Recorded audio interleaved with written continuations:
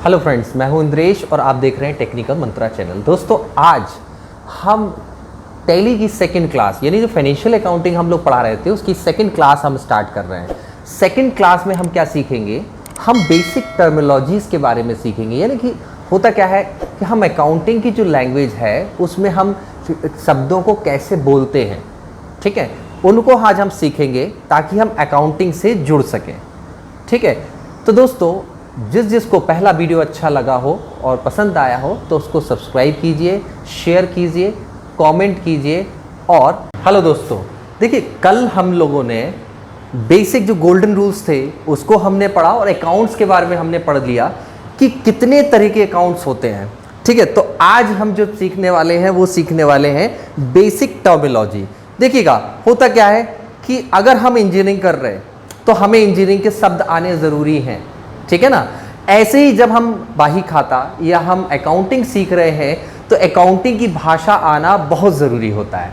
तो आज हम वही भाषा अकाउंटिंग के कुछ शब्दों को जानेंगे जिनका क्या मतलब होता है और आगे चल के जब हम इनको बोलेंगे तो आपको वो चीज़ क्या है समझ में आए। तो देखिए टाइम वेस्ट ना करते हुए मैं आपको आगे बताता हूँ। तो देखिएगा सबसे पहली चीज़ है, मैंने अभी शुरू में भी आपसे रिक्वेस्ट की थी, देखिए जब आपको वीडियो अगर पसंद आए तो लाइक ज़रूर कर दीजिएगा। लाइक से कुछ नहीं होता है, हम लोगों को मोटिवेशन मिलता है कि वीडियो कितने लोगों तक जा रही है और पसंद की जा रही है। चलिए तो देखिएगा सबसे पहला जो टैली हम सीख रहे हैं या अकाउंटिंग जो हम सीख रहे हैं इसका सीधा सीधा कनेक्शन है बिजनेस से। बिल्कुल ध्यान से समझिएगा, टैली का जो पूरा जो कनेक्शन है वो किससे है? बिजनेस से। क्योंकि व्यापार ही एक ऐसी चीज है जिसका काम होता है अर्न प्रॉफिट। बिल्कुल ध्यान से समझिएगा। अगर आपसे पूछा जाए बिजनेस क्या है तो बिजनेस सिंपल भाषा में हम बोलेंगे to earn profit, to earn profit. यानी कि व्यापार जो होता है वो मुनाफा कमाने के लिए होता है। आपने देखा होगा अगर किसी भी बड़ी कंपनी में आप चले जाएं, किसी भी मल्टीनेशनल कंपनी में चले जाएं तो वहां पर वो एक ही मोटिव होता है, टास्क दिए जाते हैं और उनसे कहा जाता है कि भाई कोई बंदा अगर काम कर रहा है तो वो हमें प्रॉफिट कमा के दे रहा कि नहीं दे रहा है। तो व्यापार का सीधा मतलब है व्यापार किया जाता है, व्यापार से लेन देन किए जाते हैं और उन लेन देन से हम क्या करते हैं? हम अपना प्रॉफिट अर्न करते हैं। ठीक है ना। चलिए नेक्स्ट देखिएगा, नेक्स्ट जो है वो होता है हमारा असेट्स। देखिए कल हमने चर्चा की थी, देखिए कल हमने जो चर्चा की थी असेट्स के बारे में, तो असेट्स मैंने आपको बताया था असेट्स क्या होता है? संपत्ति। बिल्कुल ध्यान से देखिए, असेट्स क्या होता है? संपत्ति होती है हमारी। ठीक है ना। क्या होता है? असेट्स क्या होता है? हमारी संपत्ति होती है। मैं इसको फिर से लिख देता हूं, असेट्स क्या होता है? हमारा संपत्ति होती है। तो देखिएगा आप बिल्कुल ध्यान से समझिएगा, असेट्स जो है हमारा वो क्या है? वो संपत्ति है। तो याद रखिएगा कि असेट्स, देखिएगा संपत्ति कितने तरह की होगी? दो तरह की होगी। जब आप कोई व्यापार या बिजनेस स्टार्ट करते हैं, जब कोई बिजनेस आप स्टार्ट करते हैं तो दो तरह से संपत्ति होती है। एक संपत्ति जो आप इन्वेस्ट करते हो, जो आप व्यापार में लगाते हो, ठीक है, और दूसरी संपत्ति यानी कैपिटल गुड्स के लिए आप लगाते हो, यानी वो माल जो खरीद के लाते हो। तो यहां पर हम बात करेंगे कि जो असेट्स होंगे वो दो तरीके के होंगे। कौन कौन से? पहला होगा आपका फिक्स एसेट्स,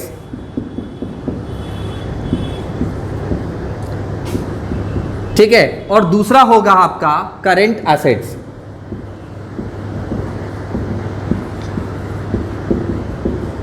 बिल्कुल ध्यान से समझिएगा। तो एसेट्स जो मिलेंगे वो दो तरीके के मिलेंगे। पहला होगा आपका क्या? फिक्स एसेट्स होगा और दूसरा होगा करंट एसेट्स होगा। अब दोनों के बारे में हम चर्चा करते हैं कि फिक्स एसेट्स क्या है और करंट एसेट्स क्या है।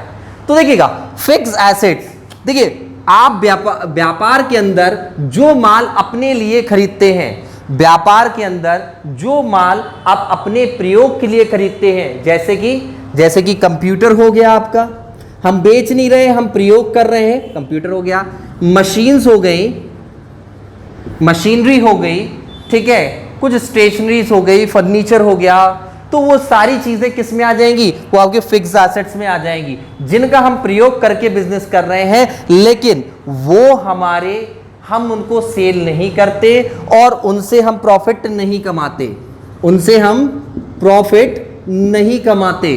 वो क्या कहलाती है, हमारी फिक्स एसेट्स कहलाती हैं, ठीक है ना। दूसरी भाषा में अगर हम कहेंगे तो फिक्स एसेट्स क्या होती हैं, जिन पर डिप्रिसिएशन होना शुरू हो जाए, जिन पर डिप्रिसिएशन होना शुरू हो जाए। डिप्रिसिएशन आया है, मैं डिप्रिसिएशन को हल्का सा मैं आपको बता देता हूं।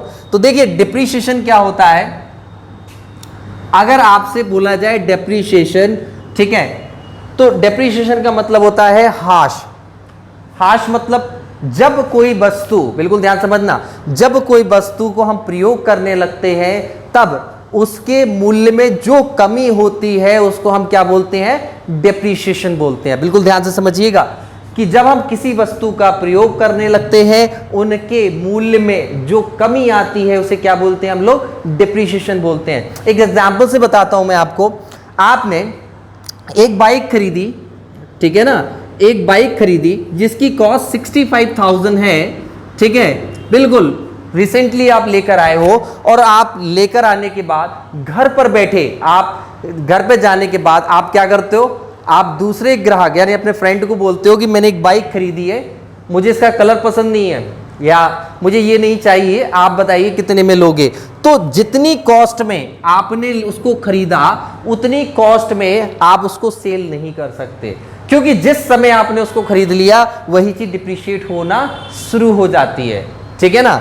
भाई अगर मान लीजिए आप एक शोरूम के मालिक हैं, बाइक का शोरूम है आपका, आपने बाइक उठाई और 2 राउंड लगाए या टेस्ट ड्राइव करके आ गए और फिर रख दी उसको, अब भी वह वही कीमत में है। क्यों है, क्योंकि अभी वो हमारी करंट एसेट्स है, ठीक है, बिल्कुल ध्यान समझना। वो माल जो अपने लिए खरीदते हैं वो क्या कहलाता है हमारा, वो कहलाता है हमारा फिक्स एसेट्स कहलाता है। जो माल हम बेचने के लिए खरीदते हैं उसे हम करंट एसेट्स बोलते हैं। जो माल हम बेचने के लिए खरीदते हैं उसे हम क्या बोलते हैं, करंट एसेट्स बोलते हैं। अब करंट एसेट्स में याद रखिएगा, करंट एसेट्स जो है यही मेन सोर्स होता है टू अर्न प्रॉफिट। आपको प्रॉफिट कमाने के लिए करंट एसेट्स ही है। आप जब भी याद रखिएगा, जब भी याद रखिएगा, आप करंट एसेट्स बेचोगे जिससे आप प्रॉफिट कमा सकते हो, ठीक है। तो ये कहलाता है हमारा क्या, एसेट्स कहलाता है। मैंने आपसे कुछ चीजें और बोली थी, कुछ मैंने चीजें बताई थी। देखिए कुछ ऐसी एसेट्स भी होती हैं, कुछ ऐसी एसेट्स भी होती हैं भाई जिनको हम भाई देखते नहीं हैं लेकिन ये बहुत इंपॉर्टेंट है, ठीक है ना, याद रखिएगा। कुछ एसेट्स ऐसी भी हैं जो दिखती नहीं लेकिन होती हैं, जैसे कि गुडविल, बिल्कुल ध्यान समझिएगा। कुछ एसेट्स ऐसी भी हैं, जैसे गुडविल की बात करता हूं मैं। गुडविल एक ऐसी एसेट्स होती है भाई जिसकी हमें सबसे ज्यादा जरूरत होती है। आप सभी ने, आप में से बहुत सारे ऐसे भी होंगे जिन्होंने नया नया व्यापार स्टार्ट किया होगा, कुछ ऐसे भी होंगे जिन्होंने बहुत पहले ही व्यापार आरंभ कर चुके हैं, ठीक है। तो उनका एक्सपीरियंस होगा कि उन्होंने जब स्टार्टिंग में बिजनेस स्टार्ट किया, जब स्टार्टिंग में बिजनेस बनाया, तब वहां पर उसकी बिजनेस भाई सेल जो थी वो थोड़ी कम थी, लेकिन जैसे जैसे व्यापार को वो एग्जीक्यूट करते गए आप, लोगों से उसकी गुडविल बनती गई, ठीक है ना, और हमारा बिजनेस ग्रो होता गया, है ना। तो वही चीज यहां पर भी देखने को मिलती है। तो देखिएगा, तो उसमें क्या होता है, तो उसमें क्या होता है, देखिएगा, गुडविल बंदे ने बनाई है, तो गुडविल बनाने के बाद भाई उसका माल बिकना स्टार्ट हो गया। गुडविल बनाने से उसका माल बिकना स्टार्ट हो गया। जब आप सामान को बेचते जाते हो और सामान को आप सही समय पर, तय अवधि पर आप उसको बेचते हो, उसका काम प्रॉफिट, या फिर कहने का मतलब इतना सा है कि टाइम टू टाइम आप डिलीवर करते हो माल को, तब ऐसी कंडीशन में हमारी गुडविल बन जाती है। या प्रोडक्ट की क्वालिटी जब अच्छी देते हो तब उसमें हमारी गुडविल बनती है, ठीक है ना। मैं छोटी सी चीज कहूंगा, आपने क्या किया भाई, 200 रुपए की चीज लाकर, या मान लीजिए शूज ले आए, 200 रुपए का एक जूता का जोड़ा खरीदा आपने और उठाकर उसमें लिख दिया बाटा, लोगो लगा दिया। अब कुछ बंदे ऐसे भी होंगे जो क्वालिटी को टेस्ट ना करके वो सिर्फ और सिर्फ नाम से क्या करेगा, इसको खरीद लेगा, ठीक है। नाम से यानी ब्रांड से खरीद लेगा, ये ब्रांड नहीं होता, ये गुडविल होती है, ठीक है ना। तो ये भी एक एसेट्स है जिसको बनाकर हमें चलना पड़ता है कंपनी के अंदर। तो देखिएगा ये कहलाते हैं, हमारी एसेट्स कहलाता है। आगे हम जाते हैं और बात करते हैं लायबिलिटीज की बात करते हैं, ठीक है। मैं इसको रफ कर देता हूं।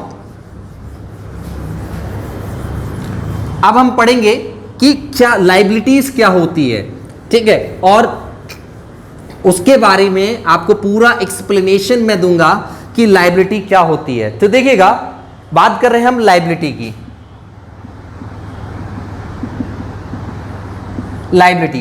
लायबिलिटीज को हम जो हिंदी में कहते हैं वो दायित्व कहते हैं। क्या बोलते हैं? दायित्व बोलते हैं, ठीक है ना, लायबिलिटीज। और इसे हम अगर अपनी भाषा में बोलें तो इसको देनदारी भी बोलते हैं,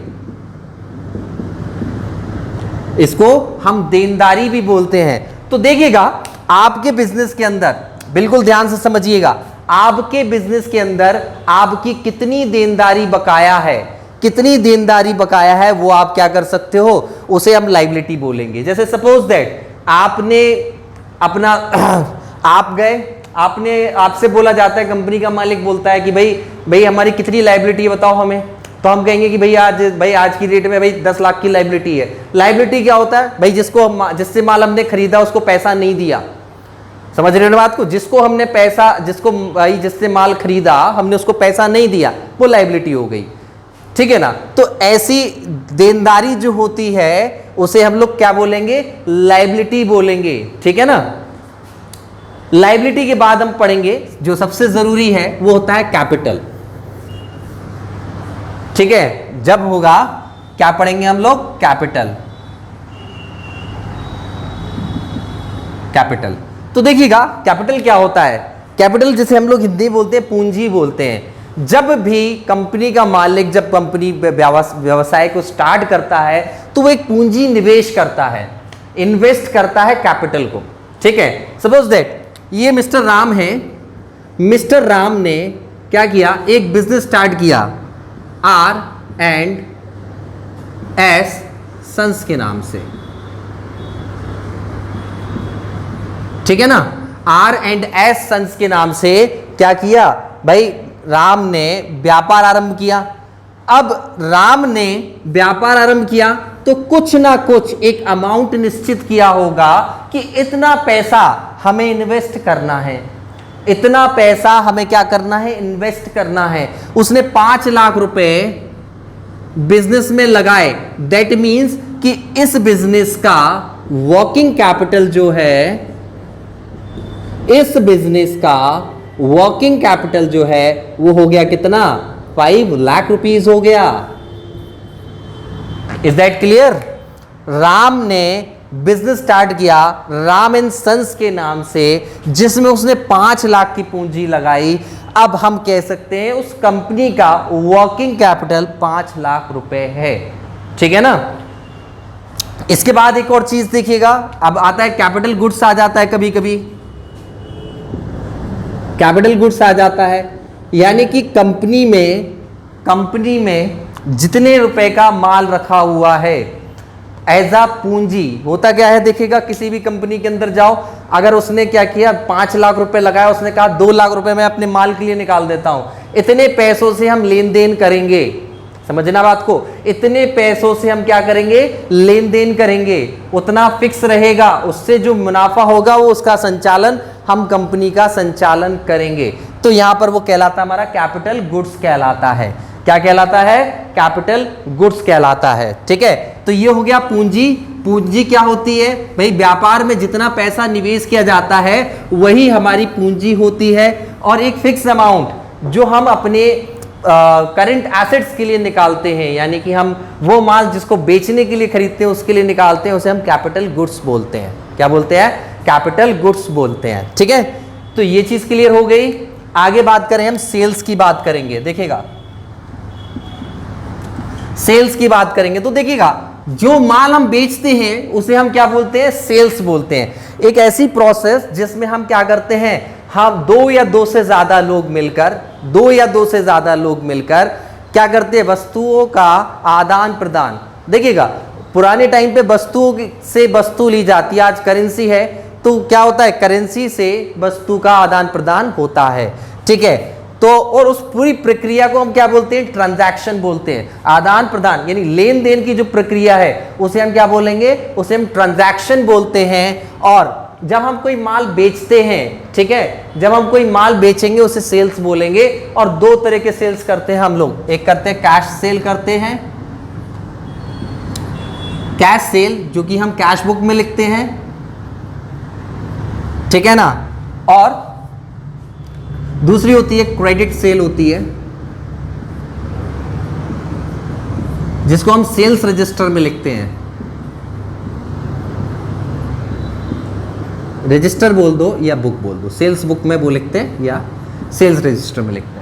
ठीक है ना, तो दो तरीके से हम क्या कर सकते हैं, हम सेल्स कर सकते हैं। एक होता है कैश सेल होता है और दूसरा क्रेडिट सेल होता है। कैश सेल का मतलब होता है नगद बिक्री होता है, नगद बिक्री होता है, और क्रेडिट सेल का मतलब होता है उधार बिक्री होता है। याद रखिएगा, ठीक है ना, कैश सेल आपका नगद हो गया और ये उधार हो गया। ठीक है ना, तो इसके बाद तो देखिए अब नेक्स्ट है हमारा, नेक्स्ट है रेवेन्यू। इसको हटा देता हूं मैं। तो अब हम जानेंगे कि रेवेन्यू क्या होता है।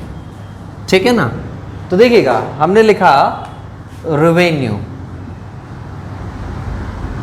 तो देखिए रेवेन्यू का जो मतलब होता है वो होता है आय से। किससे होता है, आय से होता है। यानी कि देखिए यहां पर हर तरह की आय देखी जाती है। जब हम बात करते हैं प्रॉफिट की बात करते हैं तो भाई सेल्स से प्रॉफिट की बात करते हैं, लेकिन जब रेवेन्यू की बात करेंगे तो हमने कितना रेवेन्यू जनरेट किया है वो हम किसी भी सोर्स से, जैसे कमीशन भी हो सकता है, ब्याज भी हो सकता है, ठीक है, अपने प्रॉफिट भी हो सकता है, और किसी रॉयल्टी के थ्रू भी हम जो है रेवेन्यू को जनरेट कर सकते हैं। ठीक है, तो क्या हो सकता है, देखिए अगर आपको कोई कमीशन मिल रहा है, ठीक है, तो भी हम क्या कह सकते हैं, उससे भी हमारा आय जनरेट होगी नहीं होगी, लेकिन प्रॉफिट में ये आय नहीं देखी जाती। उसके बाद नेक्स्ट है हमारा जिसको बोलते हैं हम लोग इंटरेस्ट है। ठीक है, इंटरेस्ट है जिसे बोलते हैं ब्याज। तो ब्याज से जो पैसा मिलता है वो पैसा भी हम क्या करते हैं, रेवेन्यू में लिख सकते हैं। नेक्स्ट है प्रॉफिट। ठीक है, जो माल को बेच के जो है पैसा मिल रहा वो भी क्या है हमारा, वो भी हमारा रेवेन्यू के अंडर में आता है। और नेक्स्ट है रॉयल्टी।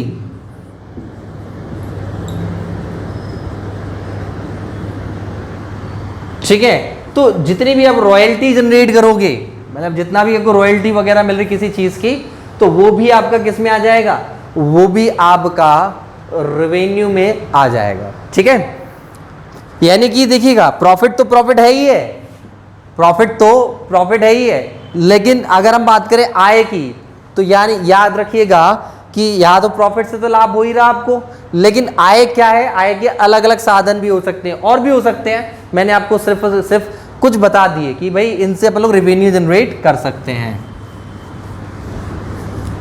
ठीक है ना, लेकिन इनकम किससे जनरेट होगी, आय जो इनकम है वो भी आय होती है, लेकिन इनकम क्या होगी, जो माल बेचेंगे उससे जो मुनाफा होगा उससे हम क्या बोलेंगे, आय बोलेंगे।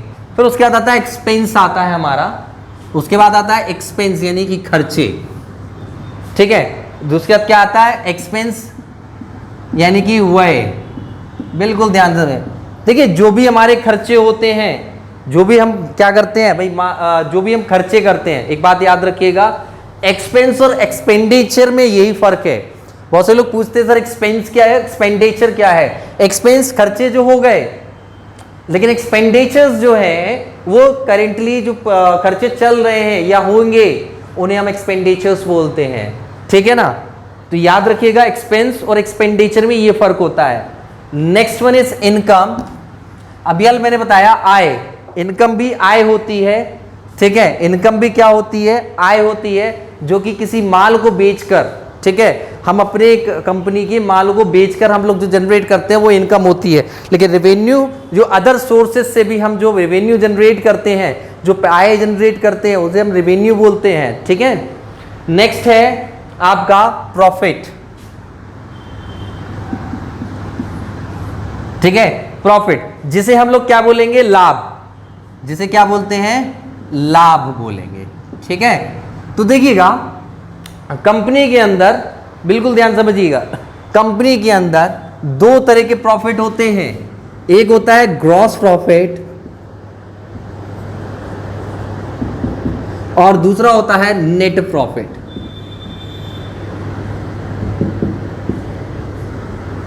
ठीक है ना।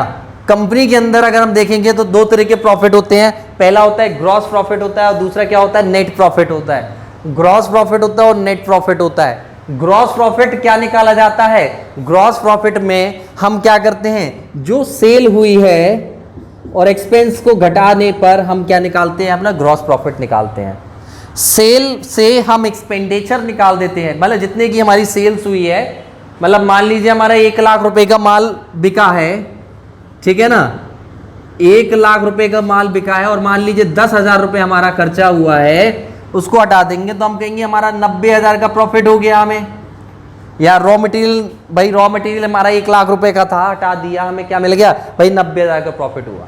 लेकिन अगर हम नेट प्रॉफिट की बात करें तो इसमें बहुत सारी चीजें जोड़ी जाती, वो घटाई जाती है। जैसे मान के चलिए आपने अपनी कंपनी से पैसा पहले से ले रखा है, लोन ले रखा है, ठीक है, या मान के चलिए प्रोडक्ट की कॉस्टिंग से रिलेटेड कोई चीज़ है, लेबर चार्ज हो गया, लोडिंग हो गया, तो ऐसी चीज़ें और जोड़ने के बाद बिल्कुल फाइनल जो प्रॉफिट होता है वो नेट प्रॉफिट कहलाता है।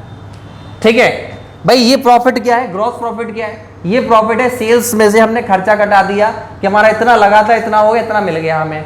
लेकिन उसके बाद कुछ खर्चे ऐसे भी होते हैं, जैसे सपोज कीजिए भाई नेट प्रॉफिट में भाई आपने क्या किया, आपने कुछ पैसा भाई कंपनी से ले लिया, भाई ड्राइंग कर ली, तो वहां पर हम नेट प्रॉफिट से उसको घटा देंगे। यानी आप अपना प्रॉफिट जब निकालोगे, नेट प्रॉफिट आप अपना निकाल रहे हो, अगर कंपनी का नहीं निकाल रहे हो, अपना निकाल रहे हो।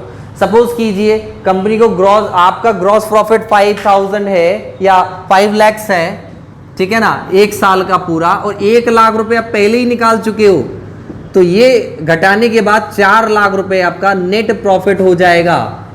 ये आपकी बात कर रहे हैं, कंपनी की नहीं, ठीक है ना। तो इस तरीके से हम क्या करते हैं, हम ग्रॉस प्रॉफिट और नेट प्रॉफिट निकालते हैं। ठीक है, नेक्स्ट देखेंगे हम लोग, ये हमारा क्या हो गया, प्रॉफिट हो गया। अब नेक्स्ट है गेन्स की बात करते हैं। गेन्स का मतलब होता है बढ़त। गेन्स जो होता है उसे क्या बोलते हैं हम लोग बोलते हैं बढ़त होना। ठीक है, गेन्स जो होता है जिसका मतलब होता है बढ़त होना। तो देखिएगा, अब देखिए बढ़त किस किस चीजों में हो सकती है भाई, कैपिटल में भी हो सकती है, रेवेन्यू में भी हो सकती है। बिल्कुल ध्यान समझिएगा। आप समझिए, आप कोई माल खरीद के लेके आए, या मान लीजिए कैपिटल है आपका, दूसरे शब्दों में समझा देता हूं, कैपिटल है आपका और मान के चलिए कैपिटल आज बढ़ गया आपका, चीजें बढ़ेंगी, आपका कैपिटल बढ़ेगा। अब मान के चलिए आपका कैपिटल बढ़ गया, तो उसे हम कैपिटल नहीं बोलेंगे, उसे क्या बोलेंगे, हम कैपिटल गेन बोलेंगे।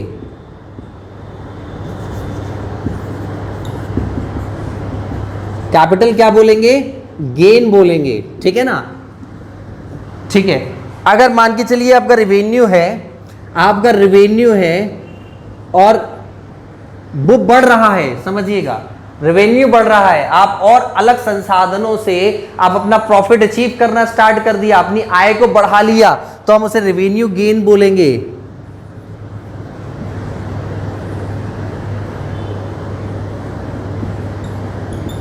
उसे क्या बोलेंगे हम, रेवेन्यू गेन बोलेंगे। ठीक है, तो गेन बढ़त को बोलते हैं, अब वो किसी भी चीज में हो जाए। ठीक है,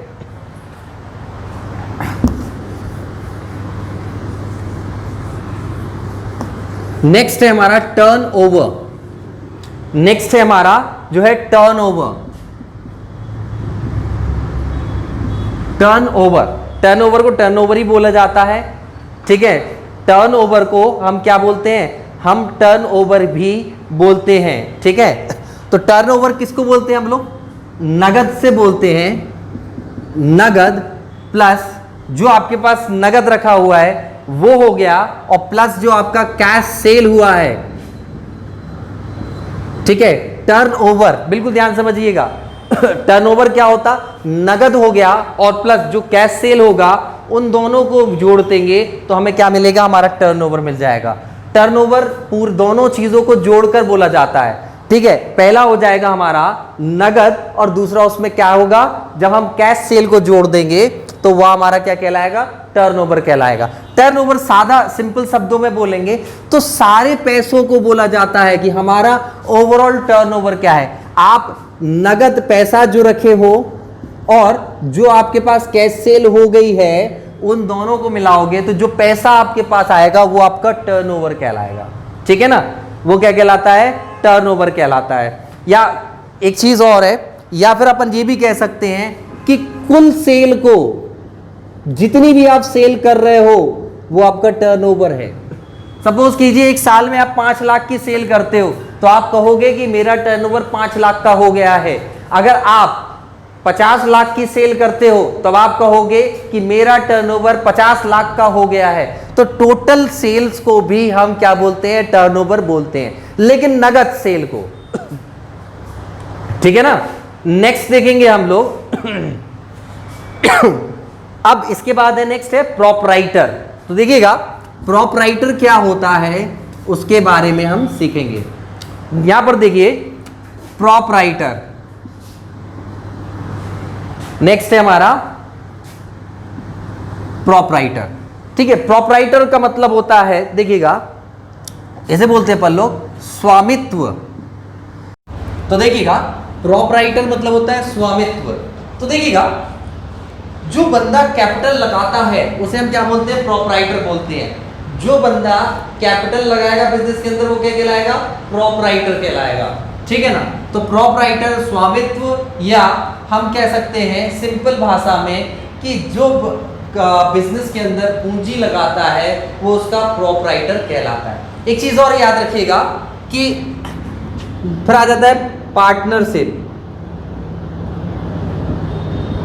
पार्टनरशिप वहां क्या होता है, देखिए ये एकल स्वामित्व होता है, एक ही कंपनी का एक ही मालिक। लेकिन जब पार्टनरशिप आ जाती है तब वहां 2 या 2 से ज्यादा व्यक्ति उसके क्या होते हैं भाई, ऑनर होते हैं। यानी कैपिटल जब एक नहीं, एक से ज्यादा जब लोग लगाते हैं उसे क्या बोलेंगे अपन लोग, पार्टनरशिप बोलते हैं, याद रखिएगा। ठीक है। नेक्स्ट देखिएगा, इसके बाद जो है हमारा वो है ड्राइंग, जिसे बोलते हैं आहरण। नेक्स्ट है ड्राइंग। तो देखिए ड्राइंग कैसे क्या होता है। ड्राइंग्स का मतलब ये नहीं है कि वो चित्रकारी करना, ड्राइंग और ड्राइंग्स अलग अलग होता है। ठीक है, ये ड्राइंग्स है जब कंपनी का मालिक, बिल्कुल ध्यान समझिएगा, जब कंपनी का मालिक अपनी कंपनी से कोई पैसा या नगद माल, माल या पैसा, नगद या माल जब वो निकालता है तो उसको क्या बोलते हैं, मतलब ड्राइंग बोलते हैं या आहरण बोलते हैं। ठीक है ना, बिल्कुल याद रखिएगा। वहां पर एक्सपेंस नहीं होता, वहां क्या होता है, वहां ड्राइंग होता है। कंपनी का मालिक जब कंपनी के खर्चे, अपने खर्चे के लिए, कंपनी खर्चे नहीं, अपने खर्चे के लिए जो माल निकालता है उसे क्या बोलते हैं, बोलो ड्राइंग बोलते हैं। जैसे एक एग्जाम्पल बताता हूँ, कंपनी का कोई मालिक है जो कि है राज, बिल्कुल ध्यान से, राज कंपनी का मालिक है। अब वो क्या करता है, अपने बच्चों की फीस कंपनी से विड्रॉल करके पैसा और दे देता है, तब वहां पर ये क्या कहलाएगा, ये उसकी ड्राइंग कहलाएगी, एक्सपेंस नहीं कहलाएगा। एक्सपेंस कंपनी के ही होने चाहिए, अगर आप बाहर के करते हो तो वो एक्सपेंस नहीं होगा, याद रखिएगा। ठीक है, तो नेक्स्ट देखेंगे आप लोग। ड्राइंग के बाद आता है परचेस आता है। जैसे हमने सेल्स पढ़ा था वैसे ही परचेस है, जैसे हमने सेल्स पढ़ा था वैसे ही क्या होगा, आपका परचेस होगा। परचेस भी होती है, कैश होती है और क्रेडिट होती है, यानी कि नगद भी होगी, कैश होगी और क्रेडिट भी होगी। कैश होगी तो वो कैश बुक में लिखा जाएगा, और अगर क्रेडिट होगी तो वो परचेस बुक में हम लिखते हैं। ठीक है, परचेस बुक या परचेस रजिस्टर जिसके हम लोग अंदर लिखते हैं, याद रखिएगा। ठीक है, और परचेस का मतलब तो जानते हो, क्रय यानी खरीदना। जब हम कोई माल खरीदते हैं तो उसे कहते हैं कि वो क्या किया, हमने परचेस की है। ठीक है, नेक्स्ट आ जाता है, ये बिल्कुल ध्यान से समझने वाली चीज है और बहुत ही कंफ्यूजिंग चीज है। नेक्स्ट आता है क्रेडिटर और डेब्टर, बिल्कुल ध्यान रखिएगा। नेक्स्ट है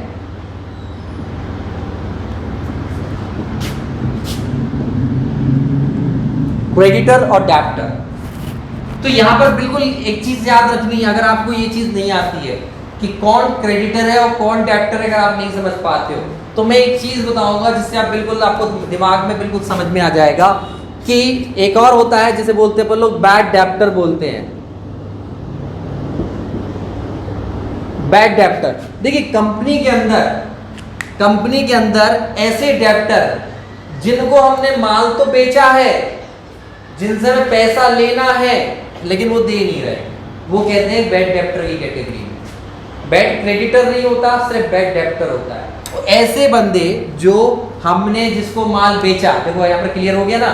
डेब्टर किसे कहते हैं? जिसको हम माल बेचते हैं। बैड डेब्टर जिसको माल बेचा और वो लौटा नहीं रहा, वो बैड डेब्टर है। तो डेब्टर किसे बोलेंगे? जिसको माल बेचते हैं, सेल्स गुड्स, ठीक है, जिसको माल बेचते हैं वो डेब्टर होता है, और जिससे माल खरीदते हैं उसे हम क्रेडिटर बोलते हैं। जिससे माल खरीदते हैं वो क्रेडिटर होता है, और जिसको माल बेचते हैं, ठीक है, बिल्कुल ध्यान समझिएगा। सेल किया, हमने सेल किया, पैसा आना है और नहीं दे रहा, बैड डेब्टर हो गया। देखो, सेल्स किया माल, वो डेब्टर है हमारा, लेकिन वो पैसा नहीं दे रहा, तो बैड डेब्टर है। और उसका उल्टा क्या होगा?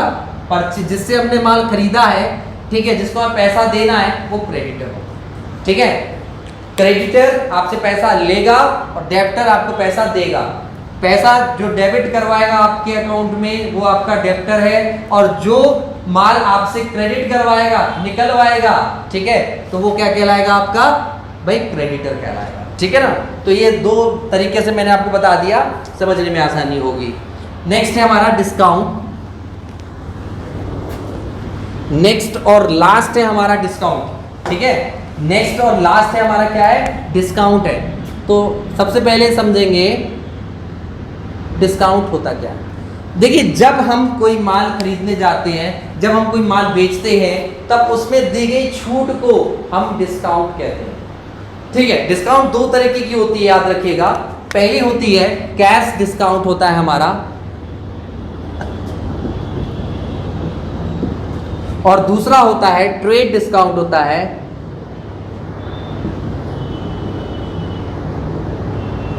ठीक है ना। तो कैश डिस्काउंट क्या होता? देखिए, ये सबसे कम देख पाया जाता है, ये सबसे ज्यादा पाया जाता है, क्योंकि बिजनेस के अंदर पहले हम कैश डिस्काउंट ही देते थे, लेकिन ये प्रचलन धीरे धीरे खत्म होता गया। क्यों? क्योंकि उन्हें पता है कि इससे आपका डायरेक्ट रेवेन्यू कम होगा, इससे नहीं होगा। इससे डायरेक्ट रेवेन्यू कम होगा, इससे नहीं होगा। क्यों नहीं होगा वो मैं बताता हूँ। पहले इनमें फर्क समझिए। जब आप कोई चीज खरीदने जाते हैं और उसके मूल्य में तुरंत कमी कर दी जाती है, मान लीजिए आप कोई चीज 5000 की लेने गए और आपको 4500 में मिल गई कोई चीज आप 5000 की खरीद रहे हैं और आपको 4500 की उसने दे दी, दैट मीन्स 500 रुपीज आपका डिस्काउंट हो गया इसमें, है ना। तो जो मालिक जो बेच रहा था उसको सीधा 500 रुपए का फर्क पड़ गया, भाई ज्यादा हो गया। अब जैसे देखिएगा, मार्केट में आप जाते हो, 3 सोप खरीदो, एक फ्री।